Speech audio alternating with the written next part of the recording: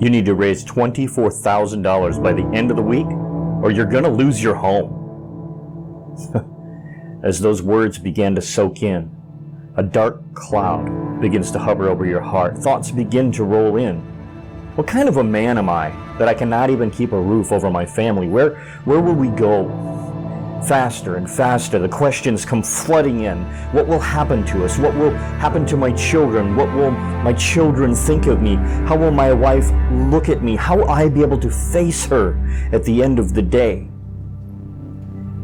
You begin to see the images of a family huddled in a small car in a dimly lit side street. It is night. As you peer into the car window, you see a mother breaking a cracker into small pieces, careful to collect each crumb as she gives each piece to her children.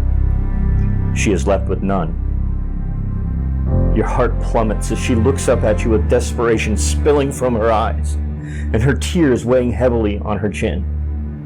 Slowly, with great effort, she cracks open the window and whispers, "Food, sweetheart. Did you find any food for our children?" These words near silently creep past your lips. "Not tonight, dear. That was the last of it." I know this may seem like a dark and dim picture, but can you imagine the difficulty and the pain that this man went through as he saw his family suffer? Can you feel his shame? Can you feel his fear in that moment? See, I know you can relate because you too have gone all in on something just to provide for the life that you want or you need for your family. I put myself in the shoes of broke Mike and I asked myself, how would I feel if I heard those words today? How about you? How would you feel? But first, let's imagine that you started your year like I did, by closing a single client for not 1K, but instead 16K. Then a 5K client, another 5K client, then 3 $2,000 clients. Then add multiple people into a group training, each ranging between $8,000 to $2,000 a month. Awesome. That's the first 2 months. How would you feel then? How would that shift your thinking? You would not run through the same emotional roller coaster that broke Mike went through. Instead, you would grin at the banker and then chuckle. "A week, you say? Oh, we'll get this squared away in a couple days." I would then hop up, fully energized by the opportunity of challenge ahead, and I would get to work. After all, it's only a handful of clients over the next couple of days. I used to believe that making money online was something that was difficult, that I had to live the grind, that I had to do the hard work. But in reality, it's not really that hard. Russell Brunson said it best. This is a loose translation.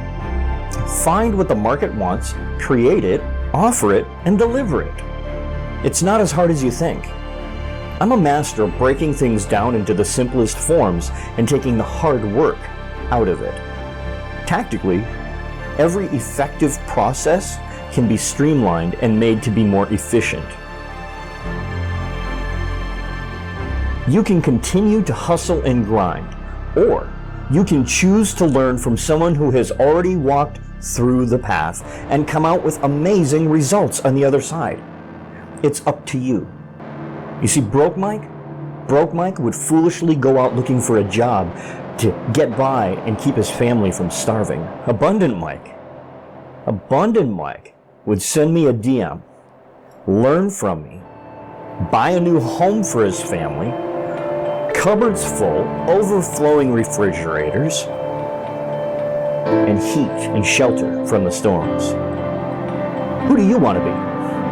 Broke Mike or Abundant Mike? Shoot me a message and let me know today.